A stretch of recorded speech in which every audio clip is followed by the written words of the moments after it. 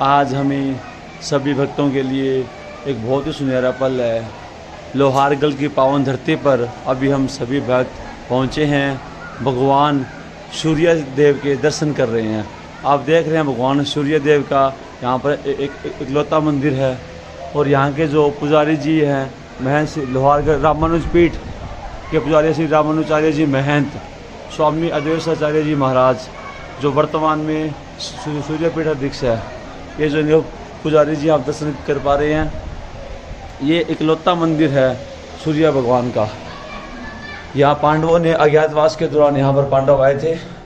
आप देख पा रहे हैं कि पूरी संगत यहाँ पर पहुँची है। लोहारगढ़ की पावन धरती पर हम लोग यहाँ पहुँचे हैं। महाराज जी हमारे सामने बैठे हैं, जो अभी हमें इस धरती के बारे में हमें पूरी जानकारी देंगे। बोलो सूर्य भगवान की।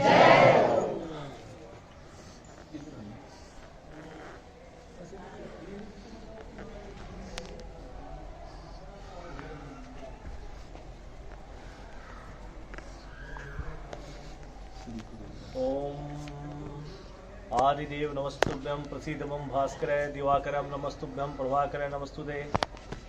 आदिदेव नमस्तुभ्यं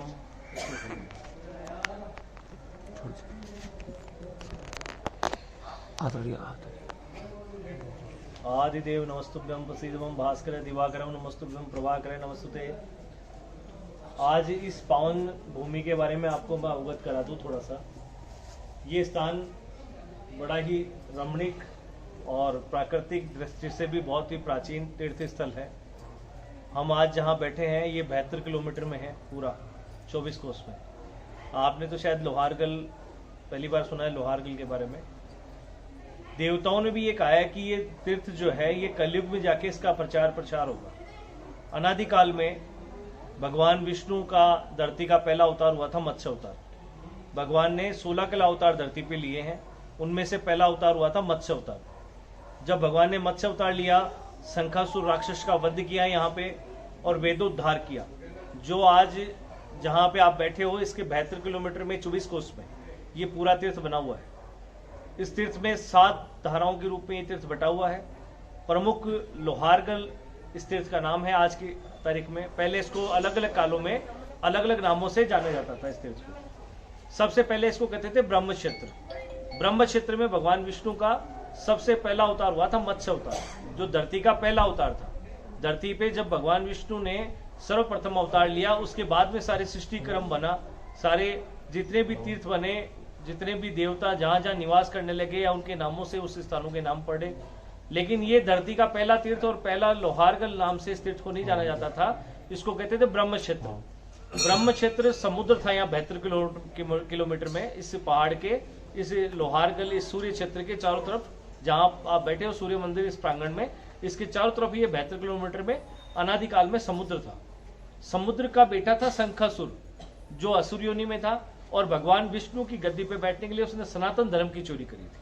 तो भगवान विष्णु ने उस समय इस पूरे 72 किलोमीटर में, जब ये शंखासुर नामक एक राक्षस जो था वो समुद्र का जीव था, समुद्र का बेटा था, तो वो जब सारे वेद पुराण उपनिषद लेके यहाँ जल में आके छुप गया, तो भगवान विष्णु ने उसका वेदों पुराणों की रक्षा करने के लिए, इस जल को ढकने के लिए, इस जल में आकर के भगवान ने मत्स्य अवतार लिया और शंखासुर नाम के राक्षस का वध किया। जब वध किया गया तो भगवान के हाथ से जब वह मरा तो उसने भगवान के चरण पकड़ लिए और भगवान से कहा कि आप अपनी शरण में मुझे अपनी पूजा में रख ले। तो भगवान विष्णु ने उस समय उसको अपनी पूजा में रखा। ये जो शंख जो आरती में काम आता है, आप लोग सब जानते हैं शंख आरती में आता है काम, वो शंख वही रूप है, उसी शंखासुर का प्रारूप है, उसी का रूप है, उसी का समुद्र का ही बेटा है। तो शंखासुर नाम के राक्षस का जब भगवान ने वध किया तो उसने भगवान से अपने चरणों में आने की विनती की और भगवान ने उसको अपनी पूजा में रख लिया। उस समय सारे देवताओं ने, जो देवता इस समुद्र से 72 किलोमीटर के सरोवर से जो देवता वेद लेके निकले, उन वेदों के नाम से उनका नाम पड़ गया, सभी वेदों का। और इस जल में भगवान विष्णु के चरण लगने से ये जल इतना पवित्र हो गया, इसके दर्शन मात्र से मोक्ष होने लग गई। जो भी जीव प्राणी इस जल में दर्शन करता वह मोक्ष को प्राप्त हो जाता, या जो भी स्नान करता वह भी मोक्ष को प्राप्त हो जाता। कोई जीव अगर इसके ऊपर से विचरण कर रहा है जल के ऊपर से 72 किलोमीटर के समुद्र पे से, तो वह मोक्ष को प्राप्त हो जाता। धरती पे उसका दोबारा जन्म नहीं होता था, वह द्रवीभूत हो जाता, बिल्कुल दिखता ही नहीं वह। तो भगवान विष्णु ने समुद्र में भगवान ने यहाँ पर पूरा 72 किलोमीटर जो समुद्र है, इस जगह उन्होंने पूरी पृथ्वी पर उन्होंने जगह ढूंढी, कौन सी ऐसी जगह हो जहां पे मैं पूजा करूं, मेरा यज्ञ करूं तो वह सार्थक हो जाए। तो इस जगह से उपयुक्त जगह धरती पर नहीं थी, क्योंकि ये पूरा मोक्ष प्रदान करने का तीर्थ था ये। तो भगवान ने जो वर्तमान जो सूर्य कुंड है नीचे जहां आप स्नान करके आए, वह सूर्य कुंड में उन्होंने पूरा यज्ञ स्थल बनाया, सोने का यज्ञ वेदी बनाई, और यहाँ पर प्रायश्चित यज्ञ किया। प्रायश्चित यज्ञ करके भगवान सूर्य को सपत्नीक यज्ञ में बुलाया। भगवान सूर्य के सामने कोई भी चीज कुछ भी नहीं टिक पाता है किसी का, चाहे पाप हो, चाहे नवग्रहों की कोई व्यवस्था खराब हो, और ग्रह भी उच्च हो जाते हैं, और सूर्य जब प्रबल होते हैं सब कुछ आनंद ही आनंद हो जाता है। तो भगवान सूर्य साक्षात धरती पर आए और परशुराम जी का उन्होंने यज्ञ पूर्ण करवाया।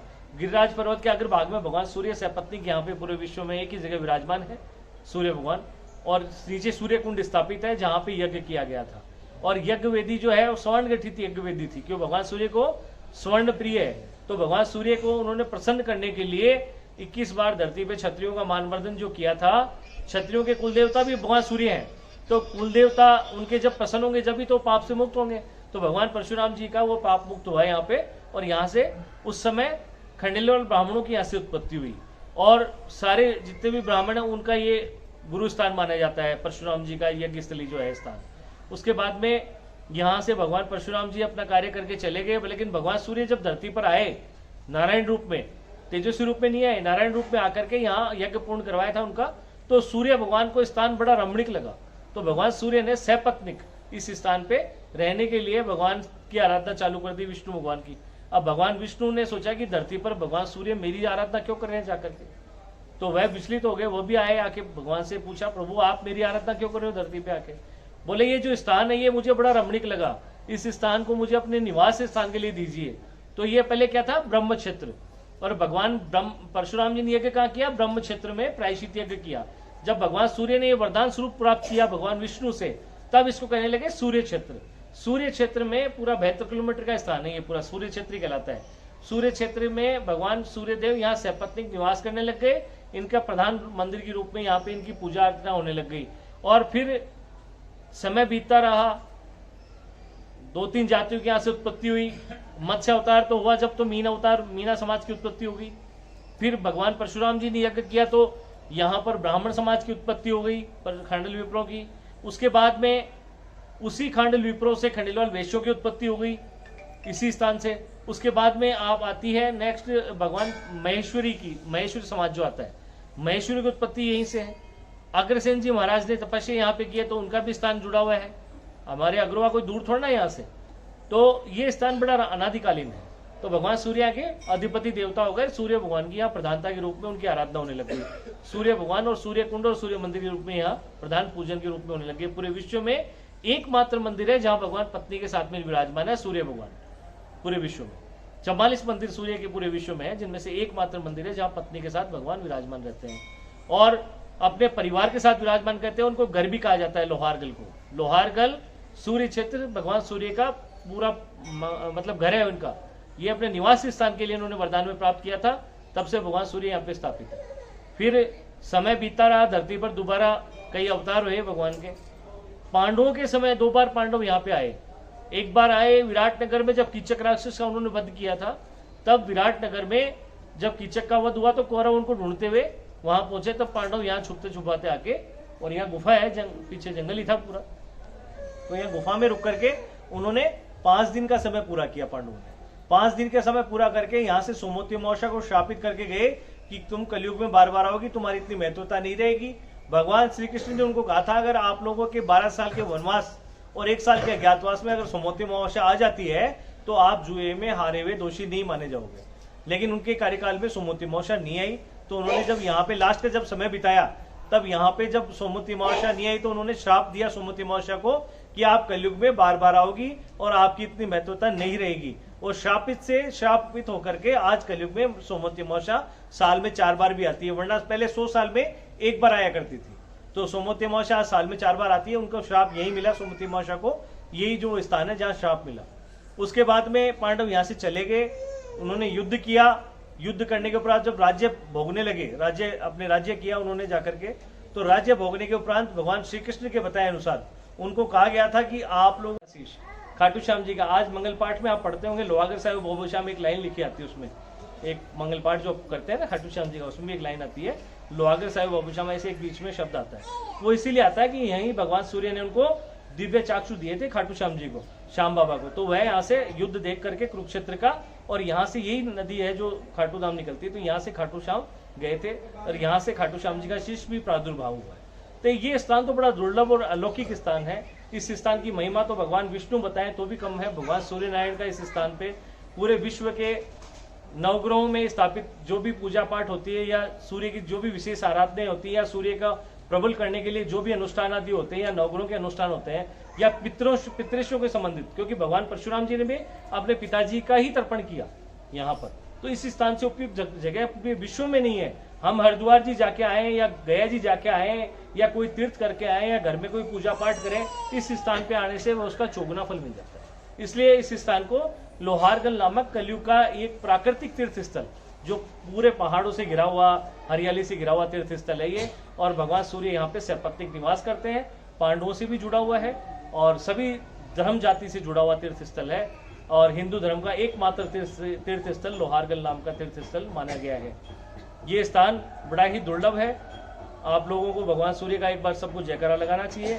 बोल भगवान सूर्य देव की जय, बोल बाबा सूर्य देव की जय, बोल लोहारगल धाम की जय।